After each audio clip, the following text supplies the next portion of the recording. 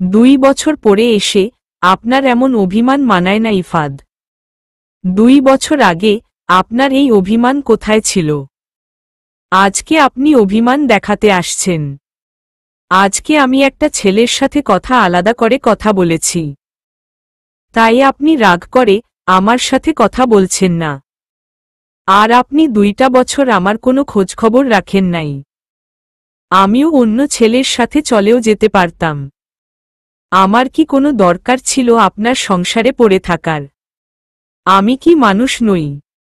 আমার কি ইচ্ছে করে না মন খুলে কারো সাথে দুটো কথা বলি? একদিনে আপনার অভিমানের পাল্লা এতটা ভারী হয়ে গেছে, তাহলে 2 বছরে আমার অভিমানের পাল্লা কতটা তীব্র হয়েছে? আমি যদি তীব্র অভিমান নিয়ে আপনার সাথে হেসে কথা বলতে পারি, আপনি কেন আমার ছোট ভুলটা মাফ করছেন না? আমাকে এতটা সস্তা ভাববেন না ইফাদ। আপনি আপনার অহংকার নিয়ে থাকুন। তানহা আর আপনার সাথে আগে কথা বলতে যাবে না বলেই উঠে চলে গেল তানহা। তানহা চলে যেতেই ইফাদ সামনের দিকে ঘুরল, একটা দীর্ঘশ্বাস ফেলে উঠে বসল। এতদিন যে কথাগুলো শোনার ভয় পালিয়ে বেড়াচ্ছিল ইফাদ, তানহা আজ সেই কথাগুলো বলে দিল। তানহা তো ভুল কিছু বলেনি। একদিনে আমার অভিমানের মাত্রা এতটা তীব্র হয়েছে, 2 বছরে তানহার অভিমানের পাল্লা 1000 গুণ বেশি হবে। তবে আমি মেয়েটাকে বেশি অবহেলা করে ফেলছি। তানহার খুব বেশি কষ্ট হলে বাসার ছোট্ট ছাদটিতে এসে বসে থাকে। ইফাদের আচরণ খুব বেশি কষ্ট দিয়েছে তানহাকে। ছাদের কোনায় পা ঝুলিয়ে বসে আছে তানহা, চোখ দিয়ে অনবরত অশ্রু গড়িয়ে পড়ছে। শীতে শরীর অবশ হয়ে আসছে। রাগের কাছে এই শীত তানহার কাছে তুচ্ছ মনে হচ্ছে। আজ সে কিছুতেই রুমে যাবে না। আমার যাওয়ার জায়গা নেই বলে সবাই আমাকে পেয়েছেটা কি? আমি কালকেই চলে যাব। থাকব না এখানে। কার জন্য থাকব? যার আশা করে এতগুলো প্রহর অপেক্ষা করেছি, সেই ইফাদি আমাকে ভালোবাসে না। চিৎকার করে কান্না করতে ইচ্ছে করছে তানহার। মাগো, তুমি কেন চলে গেলে? আজ যদি তোমরা থাকতে আমার জীবনটা অন্যরকম সুন্দর হতো। এই অল্প বয়সে আমি বড্ড ক্লান্ত। আমাকে নিয়ে যাও না আম্মু তোমাদের কাছে। এই নিষ্ঠুর পৃথিবীকে আমি আর নিতে পারছি না। হঠাৎ করে কেউ পরম যত্নে তানহার শরীরের চাদর মুড়িয়ে দিল। ঠান্ডা হাতের স্পর্শ পেয়ে তানহা কিছুটা কেঁপে উঠল। ঘাড় কাত ইফাদকে দেখে মুখ ঘুরিয়ে নিল। ইফাদ তানহার পাশে বসে বলল, রাগ হয়েছে মহারানী। তানহা ইফাদের কথার কোনো ওড় দিল না। 2 পা দুলাতে লাগল। এত রাতে ছাদের কোনায় এসে বসে আছো? ভয় লাগছে না? নিচে পড়েও যেতে পারো। এবারও তানহার থেকে কোনো ওড় আসল না। ইফাদও তানহার সাথে পা দুলিয়ে যাচ্ছে। পিনপিনে নীরবতা কাজ করছে দুজনের মধ্যে। ইফাদ কি বলবে ভেবে না পেয়ে বলল, আচ্ছা, তোমার কি রং পছন্দ? এই দেখো কান ধরছি। আর এমন করব না, সরি। আমি মনে হয় ছোট বাচ্চা। উনি কান ধরবে, আমি সব ভুলে গিয়ে ওনার সাথে বেহায়ার মতো কথা বলবো। নিজেকে ভাবেটা কি? যাই হয়ে যাক না কেন তানহা, মুখ দিয়ে একটা কথাও বের করবি না। ইফাদ কাপা কাপা হাতে নিজের হাত তানহার হাতের ওপরে রাখল। ইহাদের ঠান্ডা হাতের স্পর্শ পেয়ে তানহার পুরো শরীর তড়িৎ গতিতে কেঁপে উঠল। বউজান, সরি, ভুল হয়ে গেছে। আমাকে মাফ করে দাও। আমাকে একটা সুযোগ দিবে তোমার মনের মতো হয়ে ওঠার। ইফাদের মুখে বউজান কথাটা শুনে তানহার কলিজায় শীতল হাওয়া বয়ে গেল। কি আদুরে কণ্ঠে বউজান বলে ডাকল ইফাদ। অন্য সময় হলে ইফাদের ওপরে ঝাঁপিয়ে পড়ত তানহা। পৃথিবীর সকল অভিমান এসে তানহার মনে ধরা দিল। ইফাদের কথার উত্তর করছে না। এত সহজে ইফাদের কাছে নিজের দুর্বলতা প্রকাশ করব না। আমি যতটা কষ্ট পেয়েছি আংশিক হলেও ইফাদকে অনুভব করতে হবে। ইফাদের হাত থেকে নিজের হাত সরিয়ে নিয়ে চলে গেল। ইফাদ অসহায় দৃষ্টিতে তানহার যাওয়ার দিকে তাকিয়ে আছে।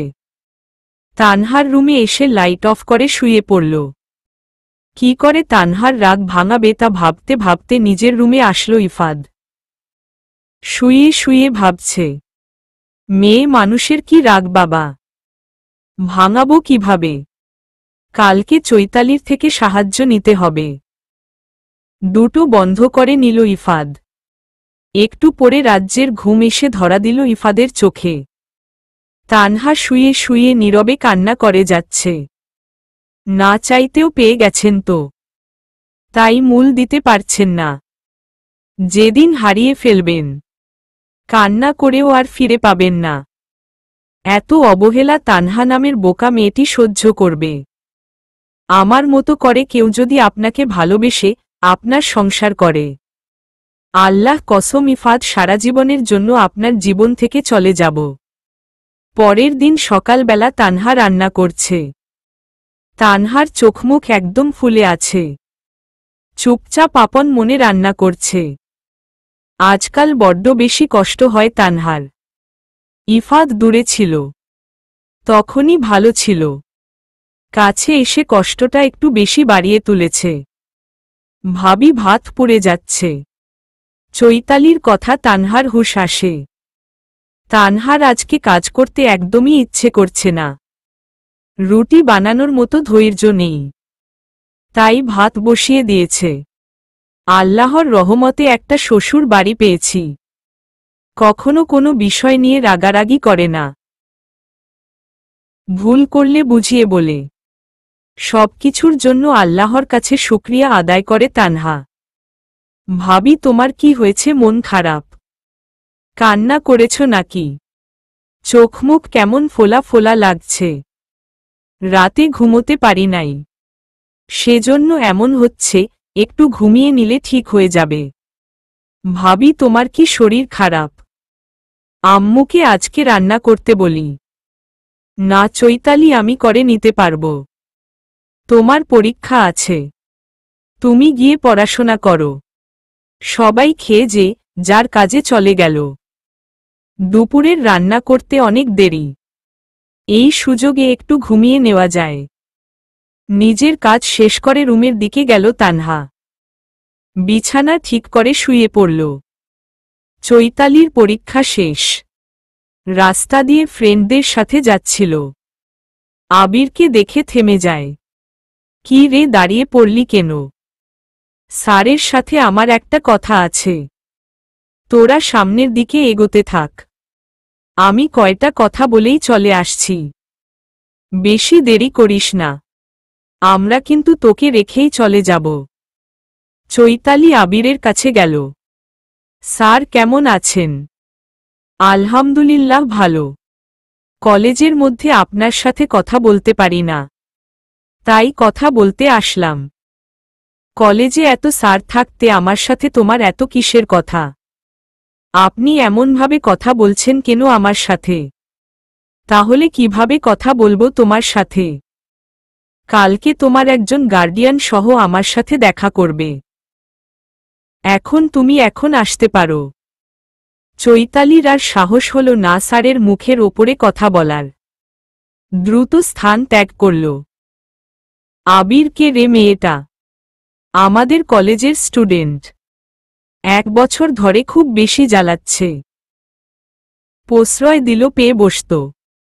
তুই বল ওর সাথে আমার যায়। বাচ্চা মেয়ে একটা, তাছাড়া আমি তো কিছু একটা বলতে গিয়েও থেমে গেল আবির। কপালে কারো হাতের স্পর্শ পেয়ে চোখ মেলে তাকালো তানহা। ইফাদ তানহার মাথায় হাত বুলিয়ে দিচ্ছে। নিজের পাশে ইফাদকে দেখে ভ্রু কুঁচকে গেল তানহার। ধরফরিয়ে উঠে বসল তানহা। তোমার কি শরীর খারাপ তানহা? বলল ইফাদ। তানহা ইফাদের কথার উত্তর না দিয়ে নীরব দৃষ্টিতে ইফাদের দিকে তাকাল। দেওয়াল ঘড়ির দিকে তাকাতেই চোখ কপালে উঠে গেল। বিকাল 4টা বেজে গেছে। আমি এত ঘুমাইলাম কেমন করে। তড়িঘড়ি করে উঠে বাহিরে আসলো। রান্নাঘরের দিকে যেতে লাগলে ইফাত বলল, আম্মু রান্না করেছে। এত হাইপার হবার কিছু নেই, ফ্রেশ হয়ে খেয়ে নাও। তানহার রান্নাঘরে গিয়ে দেখল সত্যি তার শাশুড়ি রান্না করেছে। এতটা খারাপ লাগছিল। কখন বেলা গড়িয়ে গেল। চৈতালি বাসার মধ্যে প্রবেশ করতে করতে বলল, ভাইয়া তুমি চাকরি খুঁজছিলে না? আমাদের তানভীর ভাইয়া আছে না, নতুন এনজিও খুলেছে, লোক নিচ্ছে। আমাকে আসার সময় বলল তোমাকে বলতে। প্রথমে ৮,০০০ টাকা দিবে, প্রতি বছরে তোমার টাকা বাড়বে, ওভার টাইম তো আছেই, চাইলে তুরিমি করতে পারো। আচ্ছা আমি তানভীরের সাথে কথা বলে নিব। ভাবি তুমি একটু আমার রুমে আসবে, তোমার সাথে আমার কিছু কথা আছে। তুমি তোমার রুমে যাও, আমি ফ্রেশ হয়ে আসছি। বলেই তানহা ফ্রেশ হতে চলে গেল। ফ্রেশ হয়ে চৈতালির রুমে গেল। ভাবি কালকে আমার সাথে আমার কলেজে যাবে একটু। স্যার আমার ওপরে রেগে গেছে, গার্ডিয়ান নিয়ে যেতে বলছে। ভাইয়া বা আম্মু গেলে আমাকে মেরাই ফেলবে। প্লিজ তুমি কালকে আমার সাথে যাবে। তুমি যা বলবে আমি তাই করব। তোমার সব কথা শুনব। তোমার সাথে বাসার কাজে সাহায্য করব। ঘর ঝাড়ু দিয়ে দিব, থালা বাসন ধুইয়ে দিব। চৈতালির কথা শুনে তানহা হেসে দিল। তুমি তোমার ভাইয়ার থেকে অনুমতি নিয়ে আসো আগে। তোমার ভাইয়ার অনুমতি ছাড়া আমি যেতে পারবো না। আমার গিয়েছ জানলে ভাইয়া কিছু বলবে না। এখন বুঝবে না বোন, আগে বিয়ে হোক সংসার হোক, তখন বুঝতে পারবে। তোমার ভাইয়ার অনুমতি না পেলে আমি যেতে পারবো না। কি ঝামেলায় পড়লাম। এখন ভাইয়াকে পটাবো কি করে। তানহা উঠে চলে গেল। রান্নাঘরে এসে খাবার বেড়ে খেতে শুরু করল। কোকেয়া বেগম রুম থেকে বেরিয়ে এসে বলল, তানহা মা তোমার কি শরীর খারাপ? কি হয়েছে মা আমাকে বলো। কিছু হয়নি আম্মা, কি করে যে এত ঘুমাইলাম। আপনার রান্না করতে অনেক কষ্ট হয়েছে তাই না আম্মা? হাঁটুর ব্যথা নিয়ে এত কষ্ট করে রান্না করতে গেলেন কেন? আমাকে ডেকে দিলই তো পারতেন। এতটা বিবেকহীন হয়ে যাই নাই মা। সব সময় কাজ তুমি করো। তুমি তো মানুষ, রোবট না। তোমারও শরীর আছে, তোমার শরীর খারাপ হতেই পারে। তাই বলে অসুস্থ শরীরে তোমাকে কাজ করাবো এতটা খারাপ শাশুড়ি আমি না। ভাইয়া তোমার সাথে আমার একটা কথা আছে। একটা কথা বলেই চলে যাবি? একটার বেশি দুটো বললে তোর খবর আছে। সব সময় এমন করো কেন? কালকে ভাবিকে আমাদের কলেজে নিয়ে যাব। তোর কলেজে তানহা গিয়ে কি করবে? আমার ইচ্ছে হয়েছে তাই নিয়ে যাব। তানহা আমার বউ নাকি তোর বউ? তোমার বউ। তাহলে তুই ইচ্ছে মতো কেন আমার বউকে নিয়ে যাবি? কারণ তোমার বউ আমার ভাবি তাই নিয়ে যাব। আমি তানহাকে যেতে দিব না। ভাইয়া তুমি যা বলবে আমি তাই শুনব। তোমার জামাকাপড় ধুইয়ে দিব, তোমার পা টিপে দিব, তোমার মাথা টিপে দিব, তোমার গলা টিপে দিব। তুমি যা বলবে আমি তাই করব। তুই আমার গলাটা টিপে দিস। তোর আর কিছু করা লাগবে না। তোর হাবভাব ভালো লাগছে না। কাহিনী কি আমাকে সত্যি কথা বল। আমার ফ্রেন্ডরা ভাবিকে দেখতে চেয়েছে, আমিও যাব। এই না। ইফাত ভ্রু কুচকে তাকালো। কেন আমি গেলে তোর মানসম্মান নষ্ট হয়ে যাবে। তুমি এতগুলো মেয়েদের মাঝে গিয়ে কি করবে? তোর ভাবি এতগুলো ছেলেদের মাঝে গিয়ে কি করবে? ভাইয়া ভাবি আমার ফ্রেন্ডদের কাছে থাকবে। আর ওরা সবাই মেয়ে। আমি ভাবির নামে অনেক প্রশংসা করেছি ওদের কাছে, তাই সবাই দেখতে চেয়েছে। তোর ভাবি সুন্দর, সেজন্য তুই সবার সামনে নিয়ে যেতে পারবি। আমি কালো দেখেতে ভালো না, তোর সম্মানে আঘাত লাগবে, সেজন্য এমন করছিস। আচ্ছা, আমি যাব না, তোর ভাবিকেই নিশে যাস, কিন্তু সাবধানে যাবি আর তাড়াতাড়ি চলে আসবি। কোনো সমস্যা হলে আমাকে ফোন দিবি। বলেই ইফাত চলে গেল। তানহা খেয়ে গোসল করে আসলো। আয়নার সামনে বসে মাথায় চিরুনি করছিল। তখনই চৈতালি বলল, এই সন্ধ্যার দিকে গোসল দিল, তোমার শীত লাগছে না? শীত লাগলেও কিছু করার নেই, সারাদিন ঘুমিয়েছি, দুপুরের আর বিকালের নামাজ পড়তে পারি নাই। সন্ধ্যার আজান দিল, সব নামাজ তুলে নিতে হবে। ভাইয়া অনুমতি দিয়েছে, সকালে কিন্তু আমার সাথে যাবে। সত্যি বলছো? তোমার সাথে মিথ্যা কথা বলতে পারি। আচ্ছা, নিজের রুমে যাও, সকালে আমি তৈরি থাকব। চৈতালি চলে যেতেই তানহা মনে মনে ঠিক করে নিল, কালকে চৈতালির স্যারকে কিছু কথা বলবে, প্রয়োজনে তার স্যারকে শক্ত হতে বলবে। চৈতালি আমার নিজের বোনের মতো, আমি তার জীবন নষ্ট হতে দিতে পারি না। যে তাকে ভালোবাসে না, চৈতালি কেন তার পেছনে পড়ে থাকবে? বিষয়টা খুব বাজে দেখায়। ভাবতেই দীর্ঘশ্বাস ছাড়ল তানহা। সকালের মিষ্টি রোদের মধ্যে দিয়ে হেঁটে যাচ্ছে চৈতালি আর তানহা। গল্প করতে করতে কখন যে কলেজের কাছে পৌঁছে গেছে, সেদিকে খেয়াল নেই চৈতালির। চৈতালির কলেজটা তানহার চাচার বাসা থেকে আরও 15 মিনিট দূরে। তানহার চাচার বাসার সামনের রাস্তা দিয়েই প্রতিদিন কলেজে যেতে হয় চৈতালিকে। ভাবি, চলে এসেছি। ওই দিকে কোথায় যাচ্ছ? আমার কিন্তু খুব ভয় লাগছে। তুমি কি কোনো অন্যায় করেছ? চোরের মতো ভয় পাচ্ছ? স্যারকে বিরক্ত করেছি? তোমাকে এসব শিখিয়েছি আমরা? কলেজে এসব করতে আসো?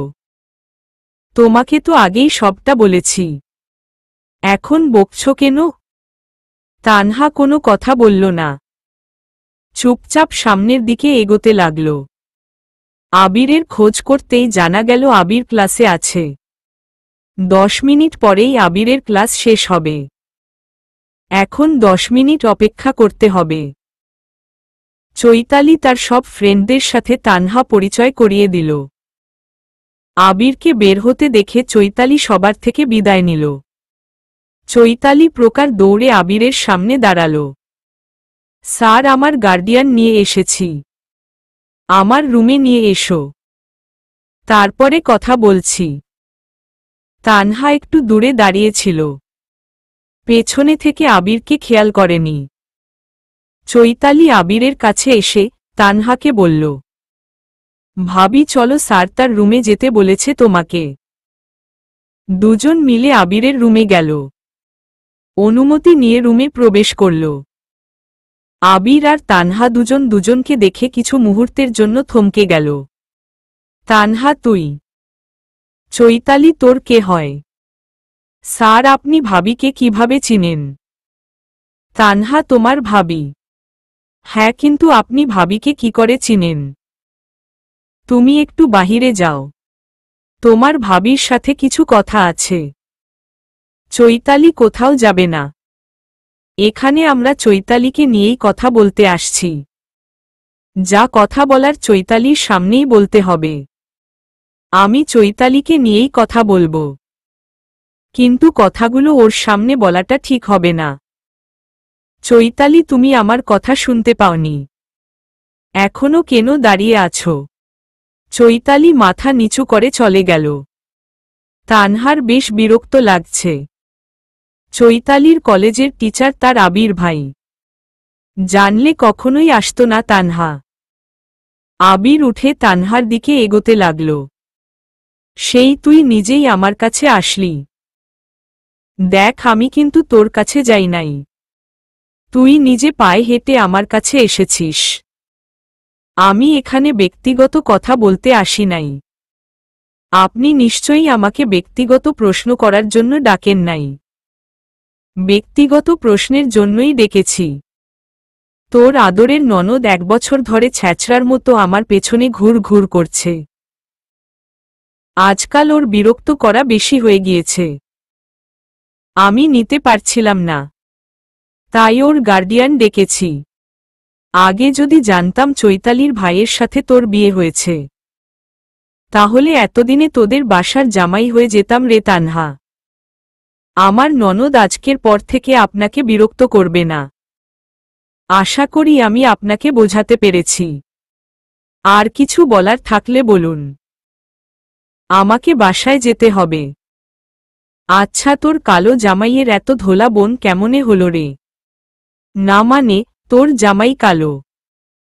তোর শাশুড়ি কালো? চৈতালি এত ফর্সা হলো কি করে? আজকাল তো ফর্সা হবার জন্য অনেক ক্রিম বের হয়েছে। রাতে নাইট ক্রিম দিয়ে দিয়ে নিজের চামড়া সাদা করেছে। আপনি একজন শিক্ষক, ভাবতেও আমার রুচিতে বাজছে। ফর্সা হলেই যদি সুন্দর হতো, তাহলে আপেলের চেয়ে মূলোর দাম বেশি হতো। আমার জামাই মোটেও কালো না। আমার জামাই আমার স্বপ্নের পুরুষ, আমার শ্যাম পুরুষ। পৃথিবীর সবথেকে সেরা মানুষটি হলো আমার জামাই। চৈতালির কথা বলছেন? আমার শ্বশুর অনেক সুন্দর ছিলেন। আমার শ্বশুরের গায়ের রং ফর্সা ছিল। আমার শাশুড়ির গায়ের রং শ্যামলা। ইফাত তার মায়ের গায়ের রং পেয়েছে। চৈতালি তার বাবার গায়ের রং পেয়েছে। আপনি একজন শিক্ষক, এই ছোট কথাগুলো আপনার দক্ষ মাথাটা বুঝে নিয়েছে। আমি এসব কথা বলতে আসি নাই। আপনি আমাকে কার গায়ের রং কেমন এসব জানার জন্য ডেকে নিয়ে আসেন নাই। আপনার মতো নিকৃষ্ট মানুষের সাথে কথা বলতে আমার রুচিতে বাধে। আশা করছি কোনো বিশৃঙ্খলা সৃষ্টি করবেন না। ভালো থাকবেন, আসছি। কালো জামাইয়ের জন্য আমাকে ছেড়ে দিলই। তোর ননদ আমার পেছনে ঘুরে। আমি এমন একটা ছেলে, খুব কম মানুষই আমাকে অপছন্দ করবে। আবির ভাইয়া বেশি বাড়াবাড়ি করবে না। তোমার সব রকম বাড়াবাড়ি একদম সহ্য করব না। তোমার থেকে সুন্দর আমার জামাই। তোমাকে আর আমার জামাইকে দাঁড় করিয়ে দিল। সবাই আমার জামাইকেই পছন্দ করবে। আমার জামাই কোনো দিকে কম আছে? লম্বা, মাথা ভরা ঘন কালো কেশ, মায়াবী চেহারা। দেখলে 1000 বার প্রেম করতে ইচ্ছে করবে। ছেলে মানুষ যত সুন্দরী হোক না কেন, ছেলে মানুষ লম্বা না হলে সে ছেলের কোনো দাম নেই। হিসেব করে দেখতে গেলে তুমি আমার জামাইয়ের থেকে অনেকটাই খাটো। কোথায় আমার জামাই? কোথায় তুমি? কাক হয়ে ময়ূরের সাথে তুলনা করছ। আমার জামাই আমার কাছে সেরা ছিল, আছে, আর সারা জীবন থাকবে। তোমার মতো 10টা আবির আসলেও আমার মনে বিষ ভরতে পারবে না। আমার ভালোবাসাকে এতটা ঠুনকো ভেবো না। একটা কথা মনে রেখো ভাইয়া, ফুলের সৌরভ আর মানুষের গৌরব চিরদিন থাকে না। বলেই তানহা রুম থেকে বেরিয়ে আসল। আবির রেগে নিজের হাত দেওয়ালে বাড়ি মারল। আবিরকে অপমান করার সাহস খুব কম মেয়ের আছে তানহা। আজ তুই আমাকে এভাবে অপমান করে ঠিক করলি না। তানহা আবিরের রুম থেকে বেরিয়ে সোজা হাঁটতে শুরু করেছে। আর একটু মুহূর্ত এই কলেজে থাকবে না তানহা। আবিরের সাথে কথা বলার সময় তানহার বারবার ইফাদের কথা মনে পড়ছিল। ইফাদ যদি জানতে পারে সে আবার আবিরের সাথে কথা বলছে, কি করবে আল্লাহ জানে। ভয় চুপসে যাচ্ছে তানহা। শীতের দিন তবুও মৃদু মৃদু ঘাম জামা হয়েছে তানহার কপালে। চৈতালি উতলা হয়ে বাহিরে দাঁড়িয়েছিল, ভেতরে কি হচ্ছে তা জানার জন্য। তানহাকে এভাবে বের হয়ে যেতে দেখে চৈতালির মনের ভয় আরো দ্বিগুণ বেড়ে গেল। চৈতালি দৌড়ে তানহার কাছে আসলো। ভাবি, ভেতরে কি হয়েছে? তুমি এভাবে আমাকে না নিয়ে চলে যাচ্ছিলে কেন? তুমি স্যারকে কিভাবে চিনো? বাসায় চলো, তোমাকে সবকিছু খুলে বলবো। এখন কথা বলতে ভালো লাগছে না। ভাবি, আমার খুব চিন্তা হচ্ছে, সংক্ষেপে একটু বলো। তুমি আর আবির ভাইয়ের পেছনে ঘুরবে না। এমন বেয়াদব ছেলে তুমি ডিজার্ভ করো না। আবির ভাইয়ের থেকে ভালো ছেলে তুমি ডিজার্ভ করো, যে ছেলে মেয়েদের সম্মান দিতে জানে না। এসব ছেলের আশা না করাই ভালো। আমি থাকতে তোমার জীবন নষ্ট হতে দিব না চৈতালি। রাজকুমার এনে দিব তোমাকে।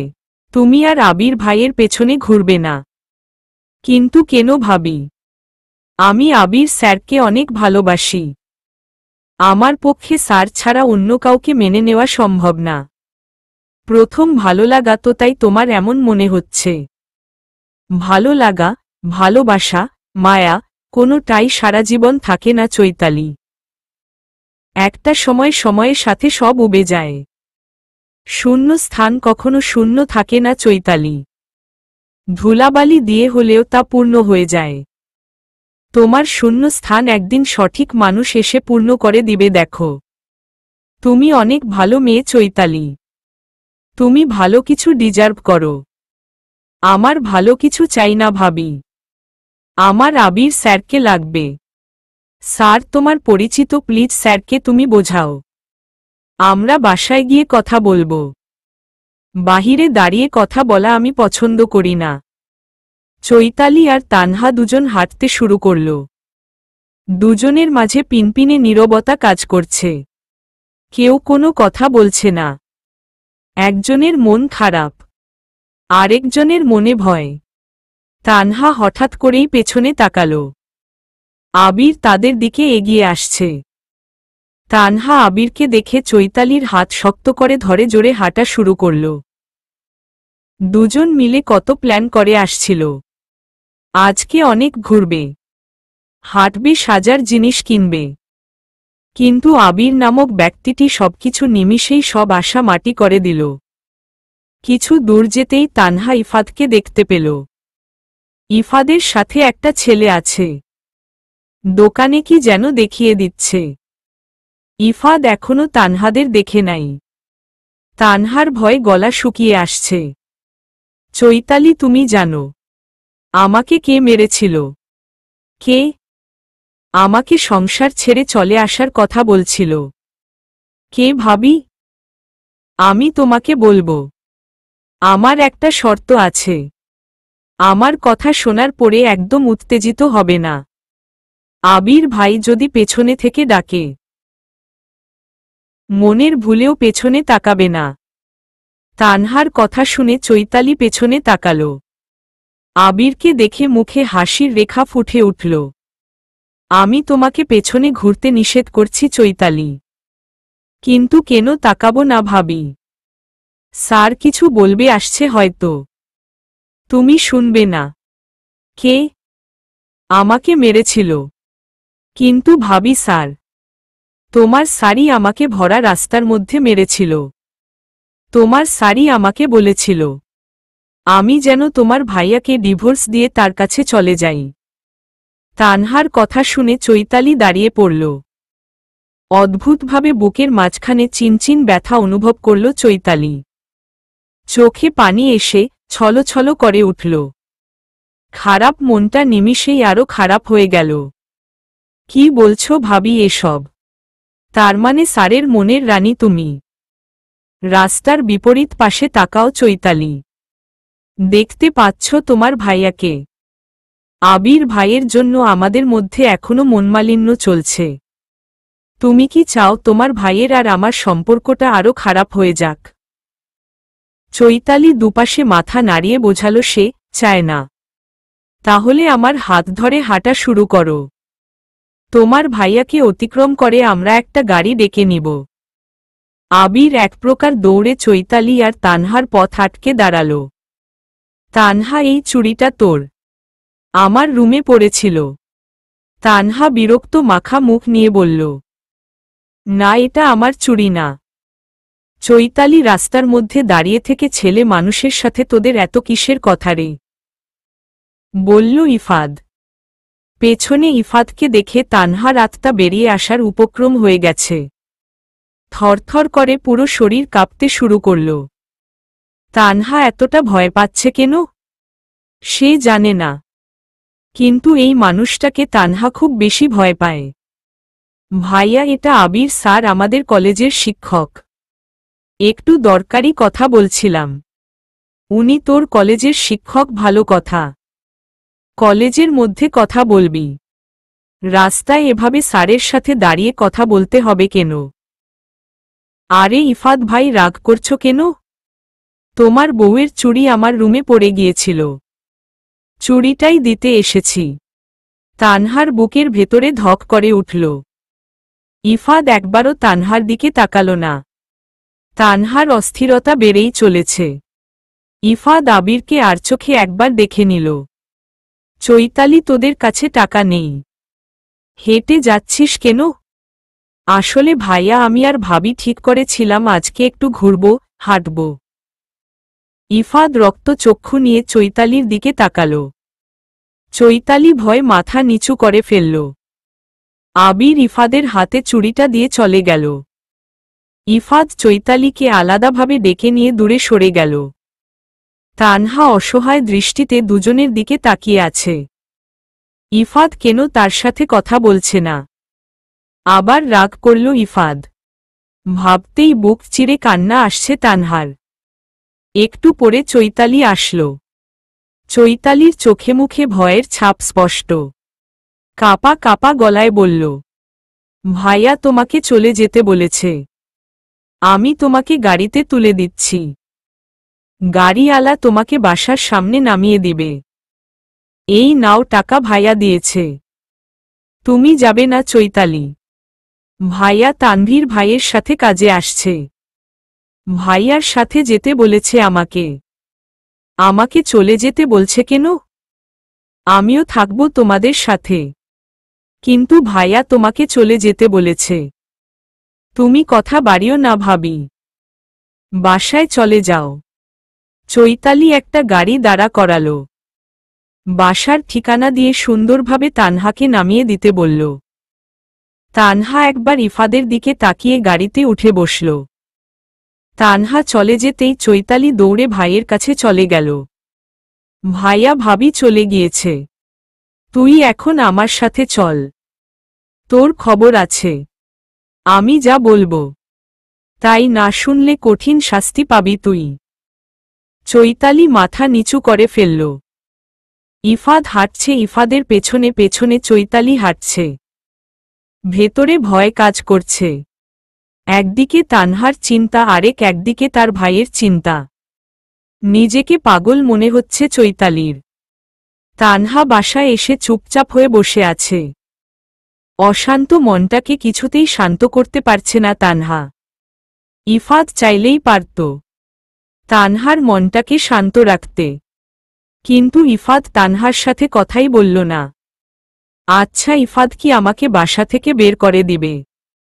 ওনাকে না দেখে আমি কিভাবে থাকব? সব বাজে চিন্তা এসে তানহার মনে হানা দিয়েছে। তানহার কাছে কোনো জাদু থাকলে নিমিষেই সব দুশ্চিন্তা দূর করে দিত। অপেক্ষার প্রহরগুলো এতটা দীর্ঘ হয়, সহজে কাটতেই চায় না। চাকত পাখির মতো ইফাদ আর চৈতালির জন্য অপেক্ষা করছে তানহা, কিন্তু তাদের আসার নামে কোনো খোঁজ নেই। সারাদিন পেরিয়ে বিকাল গড়িয়ে আসছে। ফুটপাতের রাস্তা ধরে হাঁটছে ইফাদ আর চৈতালি। চৈতালির মুখ বাংলার পাঁচের মতো হয়ে আছে। রাগী দৃষ্টিতে ভাইয়ের দিকে তাকাচ্ছে বারবার। ইফাদের মুখ গম্ভীর্য ভাব বিদ্যমান। দুজন বাসার কাছে চলে এসেছে। চৈতালি রেগে বলল, ভাইয়ার বাচ্চা, তুমি এতটা খারাপ আগে জানলে? চৈতালির কথা শুনে ইফাদ পেছনে ঘুরে দেখতে লাগল। চারিদিকে ঘুরে চৈতালির দিকে তাকাল। এভাবে কি খুঁজছ আমার বাচ্চাকে? তুই তো আমার বাচ্চাকে ডাক দিলই। কোথায় আমার বাচ্চা? এখন আমাকে আমার বাচ্চা দে। তুমি সেই খারাপ ভাইয়া, আমি ভাবিকে সব বলে দিব।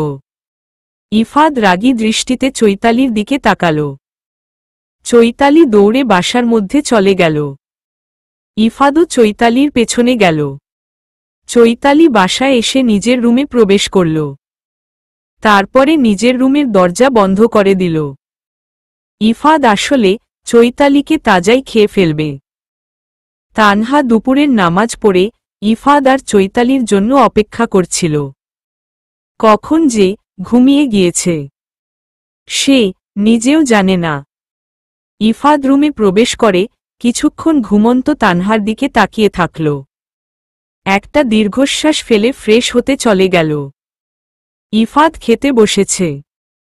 কোকিয়া বেগম আর ইফাদের কথার আওয়াজে তানহার ঘুম ভেঙে গেল।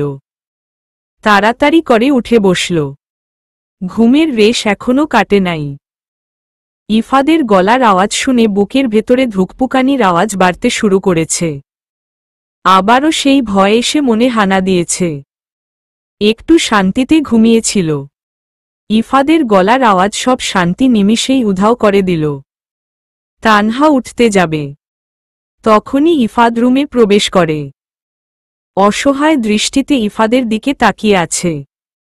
ইফাদ ফোনটা নিয়ে বেরিয়ে গেল। তানহা উঠে ইফাদের পিছু পিছু গেল। তানহাকে নিজের পেছনে দেখে ভ্রু কুঁচকে গেল ইফাদের। ইফাদ আবার নিজের রুমে আসল। তানহাও ইফাদের পেছনে আসল। তানহাকে উসখুস করতে দেখে ইফাদ বলল, সমস্যা কি, এভাবে পিছু পিছু ঘুরছ কেন? বিশ্বাস করুন, আমি জানতাম না আবির ভাই চৈতালির কলেজের শিক্ষক। জানলে কখনোই যেতাম না। আবির ভাই যে চুড়িটা আপনাকে দিয়েছে সেটা আমার চুড়ি না। তানহার কথা শুনে ইফাদের গম্ভীর্য মুখটা আরও গম্ভীর হয়ে গেল। ইফাদ একদম স্তব্ধ হয়ে গেল। ইফাদের নীরবতা তানহাকে বেশি কষ্ট দিচ্ছে। মনের মধ্যে ঝড় বইয়ে যাচ্ছে। ইফাদ কি তানহার মনের অবস্থা দেখতে পাচ্ছে না? তাহলে কেন নীরব রয়েছে? ইফাদের থেকে কোনো ওর না পেয়ে তানহা দুচোখ বেয়ে অশ্রু গড়িয়ে পড়ছে। দুজনেই সামনাসামনি দাঁড়িয়ে আছে। দুজনেই নীরব। তানহা মাথা নিচু করে আছে। অনবরত চোখ দিয়ে পানি পড়ছে। এক হাত দিয়ে চোখের পানি মুছছে বারবার। তানহার অবস্থা দেখে ইফাদ শব্দ করে হেসে ফেলল। ইফাদের হাসি দেখে তানহা চোখ তুলে ইফাদের দিকে তাকাল। কি সুন্দর সেই হাসি! ইফাদের ভুবন ভুলানো হাসি দেখে নিমিষেই তানহার সব দুশ্চিন্তা দূর হয়ে গেল। পলকহীনভাবে ইফাদের দিকে তাকিয়ে আছে। হাসলে মানুষটাকে কত সুন্দর দেখায়। তানহার মনে হচ্ছে সময়টা যদি থেমে যেত। ইফাদের হাসি মুখটা দেখে হাজার বছর কাটিয়ে দিতে ইচ্ছে করছে তানহার। ইফাদ নিজের হাসি কিছুতেই থামাতে পারছে না। ইফাদের হাসি দেখে তানহাও হেসে ফেলল। তানহার হাসি দেখে ইফাদ হাসি থামিয়ে ভ্রু কুঁচকে তানহার দিকে তাকাল। তুমি হাসছ কেন? আপনি হাসছেন তাই? আমি তো একটা কারণে হাসছি। তুমি কারণ ছাড়াই হাসছ। আমার সামনে কেউ হাসলে আমার খালি হাসি পায়। তুমি না কান্না করছিলে, এখন হাসলে কেন? নাও আবার কান্না শুরু করো। তুমি আবার ছেলেদের সাথে কথা বলেছ। এটা তোমার শাস্তি। তানহা অসহায় দৃষ্টিতে ইফাদের দিকে তাকাল। ইফাদের কথা শুনে তানহার মনটা আবার খারাপ হয়ে গেল। তানহাকে অবাক করে দিয়ে ইফাদ তানহার দুই গাল স্পর্শ করে যত্ন সহকারে দুচোখের পানি মুছে দিল। তুমি কান্না করছো কেন? তুমি কি কোনো অন্যায় করেছ পাগলি? আমি তোমাকে কিছু বলেছি? তোমার দুচোখ কান্না মানায় না। সব সময় হাসবে দেখো তো, তোমাকে হাসলে কত সুন্দর দেখায়। আপনি আমাকে আবার ভুল বুঝেছেন তাই না? আমি জানি তানহা তুমি একটা পবিত্র ফুল। আমি এই পবিত্র ফুলটাকে কিভাবে ভুল বুঝব বলতো? আমি জানি আমার বউজান কেমন। তুমি আমাকে এতটাই খারাপ মনে করো? আমি কি এতটাই খারাপ তানহা যে চোখের দেখা দেখে সত্যি মিথ্যা যাচাই না করে। তোমাকে ভুল বুঝব। তুমি আমার বাগানে ফোটা জ্যান্ত গোলাপ ফুল। আমি এই ফুলটাকে কিভাবে কষ্ট দিতে পারি? আমি তো তোমার সাথে এমনি এমন করছিলাম। তুমি রাগ করেছিলে, আমার সাথে কথা বলছিলে না। আমার অনেক খারাপ লাগছিল। আমি ইচ্ছে করে এমন করছি। এমন না করলে তুমি আমার সাথে কথা বলতে। এমন করলাম দেখেই তুমি আমার সাথে কথা বললে। তানহা হতভম্ব হয়ে ইফাদের দিকে তাকালো।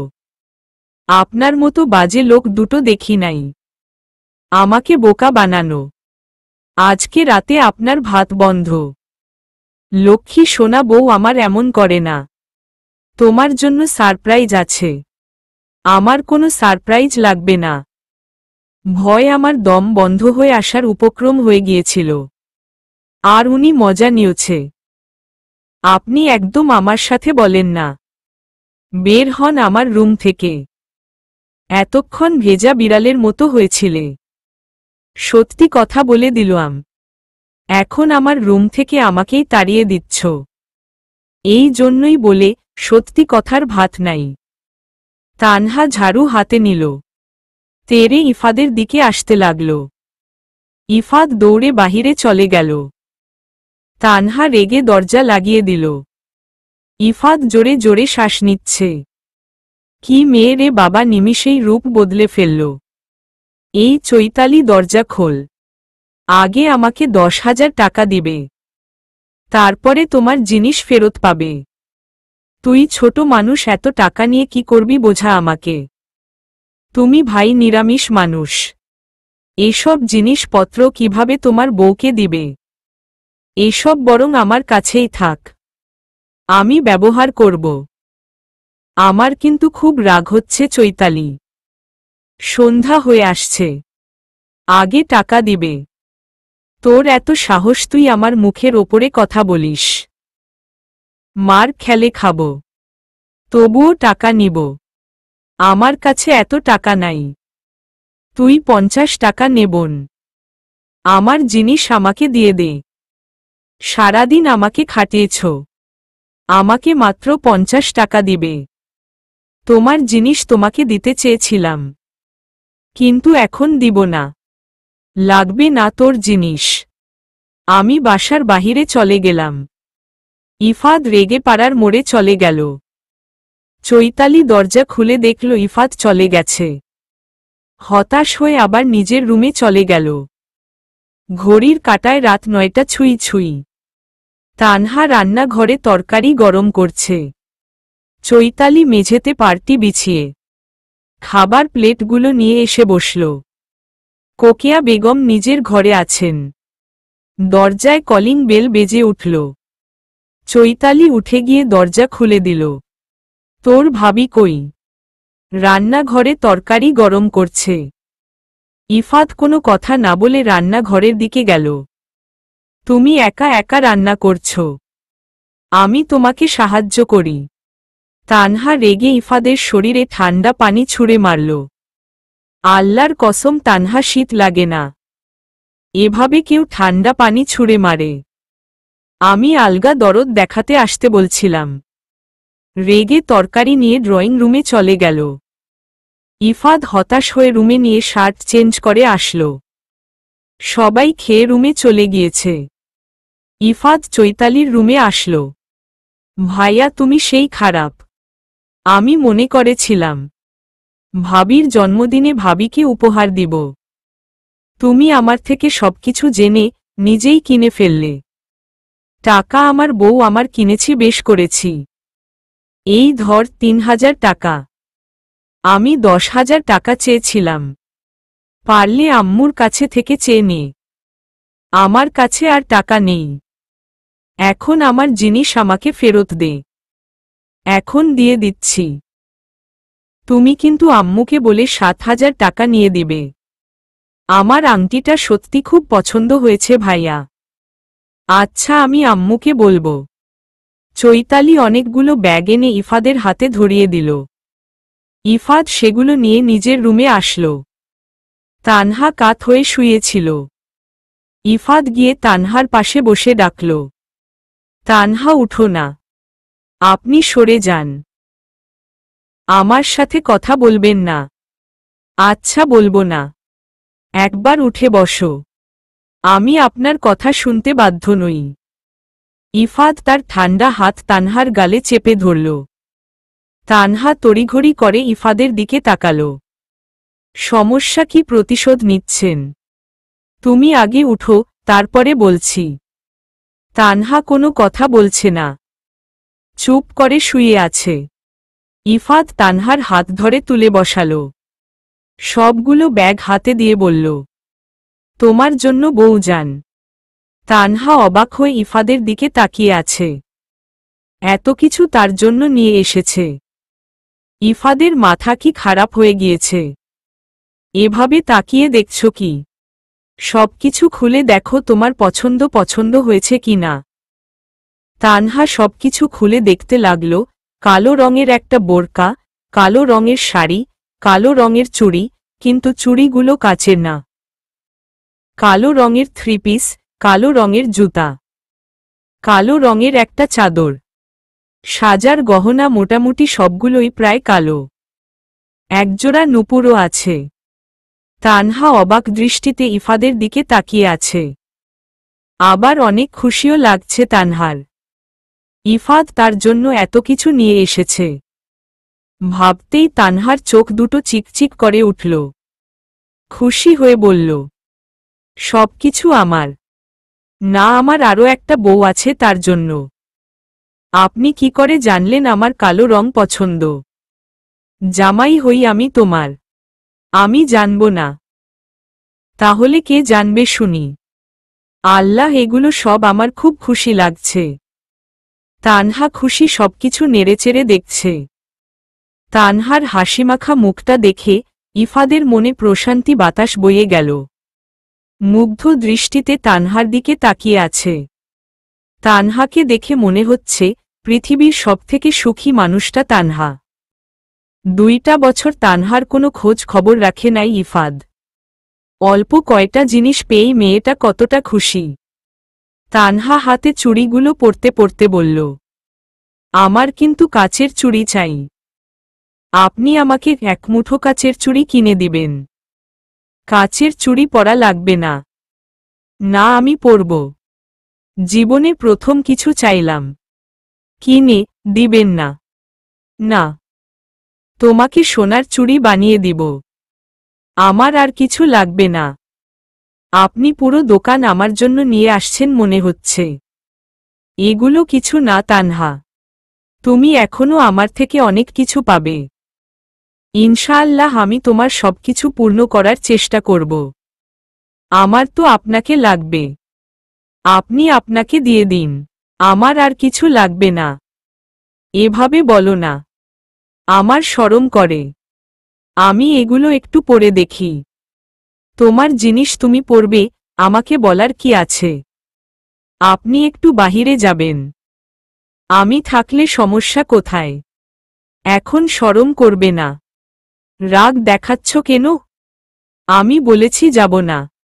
একটা কথা বলতেই পারি না। সাপের মতো ফোঁস করে ওঠে। বলতে বলতে ইফাদ চলে গেল। তানহা কালো রঙের শাড়িটা পরে নিল। কালো রঙের শাড়িটা তানহার ফর্সা শরীরে একটু বেশি চকচক করছে। তানহার সৌন্দর্য দ্বিগুণ বাড়িয়ে তুলেছে। তানহা ঠোঁটে হালকা করে লিপস্টিক দিয়ে নিল। সে তো আর বাহিরে যাচ্ছে না, তার স্বামীর জন্যই সাজছে। তানহা দরজা খুলে দিয়ে ইফাদকে বলল, আমাকে কেমন লাগছে? সর্বনাশ করে ফেলছ। ইফাদের এমন কথায় তানহা ভরকে গেল। কি করেছি আমি? বউ, তুমি এভাবে বাহিরে যাবে না। আল্লাহ, আমার বউ এত সুন্দর। কাক যদি ঠোঁটে করে নিয়ে চলে যায়, তাহলে আমার কি হবে? তোমাকে অনেক সুন্দর লাগছে তানহা। সত্যি সুন্দর লাগছে। হ্যাঁ, সত্যি অনেক সুন্দর লাগছে। একদম পরীর মতো। একটু বেশি বলে ফেলছেন। আমার সাথে আসো। ইফাদ তানহাকে বিছানায় বসিয়ে দিয়ে তানহার পায়ে নূপুর পরিয়ে দিল। মাশাল্লাহ, অনেক সুন্দর লাগছে। আমার বউজানকে। তানহা লজ্জা পেয়ে মাথা নিচু করে ফেলল। তানহা, তুমি অনুমতি দিল আমরা কয়টা ছবি তুলতে পারি? আপনি আমাকে ফেসবুক আইডি খুলে দিবেন। তুমি ফেসবুকের কথা কিভাবে জানলে? তোমার ফেসবুক ব্যবহার করা লাগবে না। কেন আমি ফেসবুক খুললে আপনার সব কার্যক্রম ধরে ফেলব? ভয় পাচ্ছেন? তুমি আমার ফোন নিয়ে সবকিছু দেখতে পারো। কিছু নেই আমার ফোনে। আমি মেয়েদের সব সময় ঘৃণা করি। আমাকেও। ইফাদ মাথা নিচু করে ফেলল। আচ্ছা, আমি তোমাকে আইডি খুলে দিচ্ছি। তোমার ফোন নিয়ে এসো। তানহা ফোন নিয়ে আসতে গেল। ইফাদ ফ্লোরে বসে পড়ল। নিজের বিছানা তৈরি করে ফেলল। তানহা ফোন নিয়ে এসে ইফাদের পাশে বসল। ইফাদ তানহার হাত থেকে ফোন নিয়ে ফেসবুক আইডি খুলে দিল। রিলেশনশিপের জায়গায় সিঙ্গেল দিবেন। ইফাদ ভ্রু কুঁচকে তানহার দিকে তাকাল। তুমি সিঙ্গেল?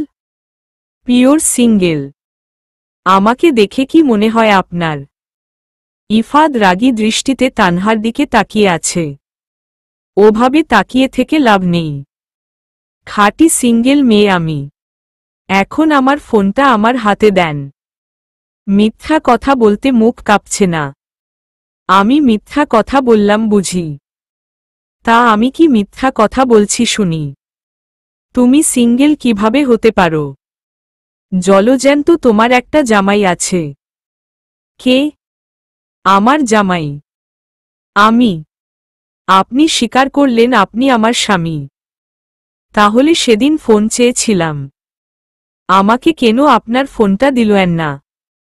ইফাদ তানহার প্রশ্নের উত্তর দিল না। ফেসবুক আইডির সবকিছু ঠিক করতে লাগল। সুন্দর একটা বোরকা পরা মেয়ের ছবি প্রোফাইলে দিয়ে দিল। এই প্রথম তানহার নিজের ফোন হয়েছে। আবির হাসনা বেগমকে বলেছিল তানহাকে একটা ফোন কিনে দিতে, কিন্তু হাসনা বেগম কিনে দেন নাই। আবিরকে বুঝিয়েছে ফোন পেলে তানহা খারাপ হয়ে যাবে। মায়ের কথায় যুক্তি আছে ভেবে আবির আর কিছু বলে নাই। ইফাদ ফোনের দিকে মনোযোগী হয়ে আছে। নতুন ফোন তানহার আগ্রহ একটু বেশি। তানহা ফোন দেখার জন্য ইফাদের গা ঘেঁষে বসেছে। ইফাদ বিরক্ত হয়ে বলল, একটা কাজ করো, আমার কোলের মধ্যে এসে বসো। তানহা কোনো কথা না বলে কম্বলের মধ্যে দুটো ঢুকিয়ে দিয়ে ইফাদের কোলের মধ্যে বলে পড়ল। ইফাদ চোখ গোল গোল করে তানহার দিকে তাকাল। দেখুন, ঠান্ডার মধ্যে নেকামি করার ধৈর্য আমার নাই। এমনিতেই অনেকক্ষণ ধরে ঠান্ডার মধ্যে মেঝেতে বসিয়ে রেখেছেন, আমার ফোনটাও হাতে দিচ্ছেন না। বসতে বলেছেন, বসেছি। এভাবে উজবুক মতো তাকিয়ে থাকার কিছু নেই। তুমি আমাকে উজবুক বললে তোমার ফেসবুক অ্যাকাউন্ট এখনই ডিলিট করে দিব। ফোন এখনো হাতেই পড়ে নাই, এখনই এমন পাগলামি করছো? নিজের হাতে ফোন পেলে আমাকে চিনবেনই না। 2টা বছর ছিলেন না, আমার ফোন ছিল না, আমি একা থাকি নাই। আমি কি আপনাকে ভুলে গিয়েছি? লাগবে আপনার ফোন, আমি চলে যাচ্ছি। তানহা উঠে যেতে লাগলে ইফাদ তানহাকে দুহাতে আবদ্ধ করে ফেলল। এত রাগ করো কোনো? আমি তো তোমার সাথে মজা করছি। এই নাও তোমার ফোন। লাগবে না। এতক্ষণ ফোন ফোন করে জীবন শেষ করে দিচ্ছিলে, এখন নিবে না কেন?